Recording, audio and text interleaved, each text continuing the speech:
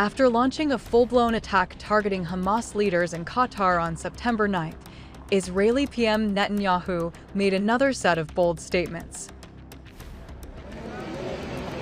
On September 13th, Bibi warned Hamas leaders living in Qatar, accusing them of blocking truce efforts and prolonging the conflict in Gaza. In a post on X, Netanyahu said the Hamas Politburo based in Doha was dragging out the war endlessly and preventing the release of hostages. He didn't stop there and further added that getting rid of Hamas chiefs living in Qatar would remove the main obstacle to releasing all hostages. The post read, "The Hamas terrorist chiefs living in Qatar don't care about the people in Gaza. They blocked all ceasefire attempts in order to endlessly drag out the war. Getting rid of them would rid the main obstacle to releasing all our hostages and ending the war."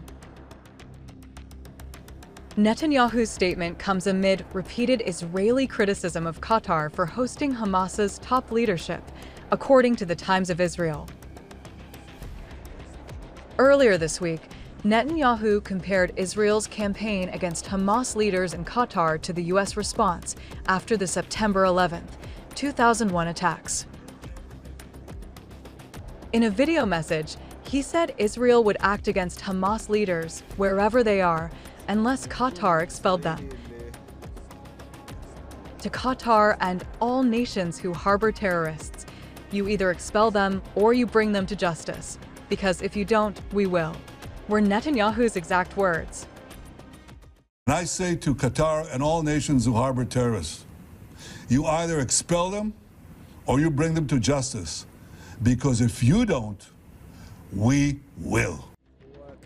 However, Qatar rejected those remarks as reckless and said hosting Hamas leaders was part of internationally backed mediation efforts involving the U.S. and Israel.